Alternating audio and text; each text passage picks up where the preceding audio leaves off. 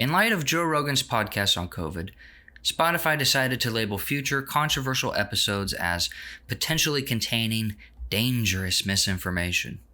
To which Rogan responded that in the future, to make them happy, he'd have other guests on to have them give the opposing side of the argument. Quote, "My pledge to you is that I will do my best to try and balance out these more controversial viewpoints with other people's perspectives so we can maybe find a better point of view. I don't want to just show the contrary opinion to what the narrative is. I want to show all kinds of opinions so that we can all figure out what's going on. And not just about COVID, about everything, about health, about fitness, about wellness, the state of the world itself." This is bad for Rogan because this tactic has been used before to shut down opposing thought. And that tactic is the Fairness Doctrine. The Fairness Doctrine was introduced in 1949 by the FCC and was meant to regulate the airwaves by requiring broadcast stations to present both sides to a controversial topic of public importance.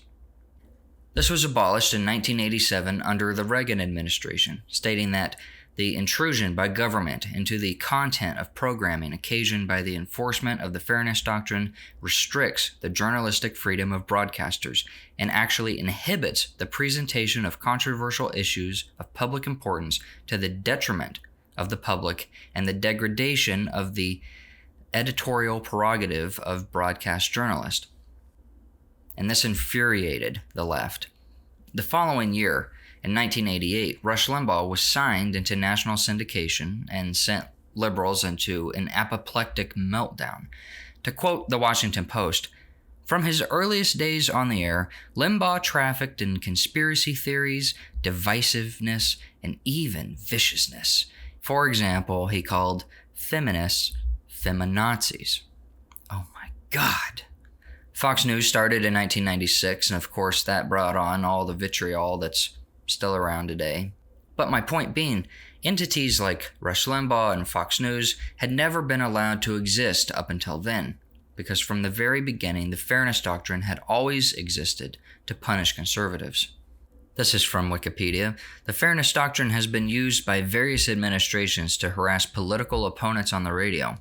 Bill Reuter, Assistant Secretary of Commerce in the Kennedy administration, acknowledged that our massive strategy in the 1960s was to use the Fairness Doctrine to challenge and harass right-wing broadcasters and hope that the challenges would be so costly to them that they would be inhibited and decide it was too expensive to continue.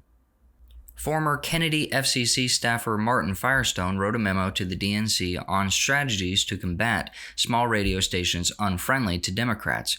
Quote, "The right-wingers operate on a strictly cash basis, and it is for this reason that they are carried by so many small stations. Were our efforts to be continued on a year-round basis, we would find that many of these stations would consider the broadcast of these programs bothersome and burdensome, especially if they are ultimately required to give us free time, and would start dropping the programs from their broadcast schedule." As you can see, the Fairness Doctrine has always been about inconveniencing the right to the point where they either go bankrupt or just give up out of frustration. Joe Rogan pissed off the left because he single-handedly grabbed the mic out of their hand. Think of how mad Rush Limbaugh made them. But he was getting maybe 15 to 20 million listeners a week, and that's pushing it. But Rogan is getting 11 million an episode, and probably way more now. And in their pettiness and desperation, they lash out at him because they cannot tolerate any opposition to their dogma. And it is dogma.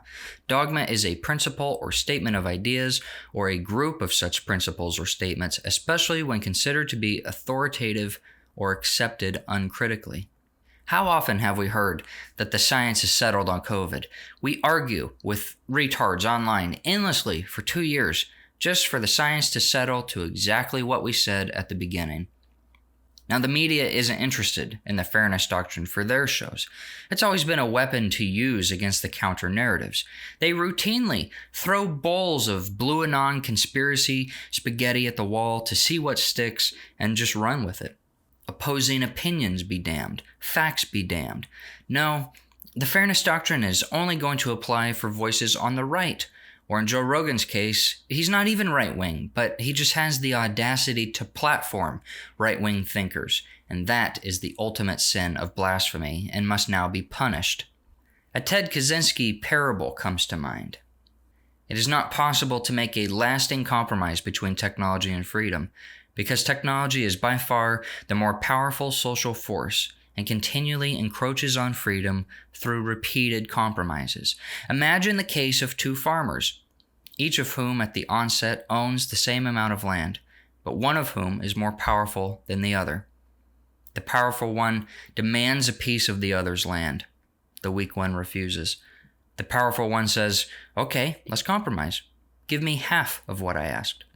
The weak one has no choice but to give in.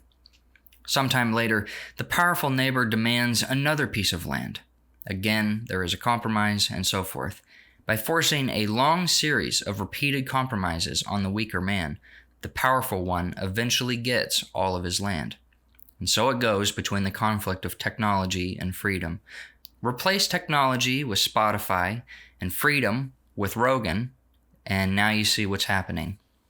When Rogan moved to Spotify, he assured audiences that the show would remain the same. He wouldn't be influenced by any sort of censorship. Immediately following that, people noticed certain episodes were mysteriously missing. And they stayed missing. But Rogan said he wasn't worried about it. If Spotify wanted to go back on their word and delete a few dumb podcasts he did 10 years ago, who cares? Conveniently, after the government tells Spotify that they should do more to censor Joe Rogan, an out-of-context montage of Rogan saying the N-word mysteriously surfaces less than a week later. And next, they delete 113 controversial podcasts from Spotify. Then they demand that he has a warning on future episodes that could be called what is the ultimate threat to democracy: misinformation. And then, the next thing you know, he's having to do double podcasts. That could be 8 total hours of podcasts on the same subject, just to appease the left that doesn't even care about the truth in the first place. And who knows, maybe this will expose the left as frauds in real time. After all, we know that there's few things the left hates more than having to explain themselves, like actually lay out their arguments for criticism. Maybe these episodes will be more like the Dr. Phil episode with Matt Walsh, where the guests can't even put a basic description on the words that they use and make an ass of themselves and come off bad.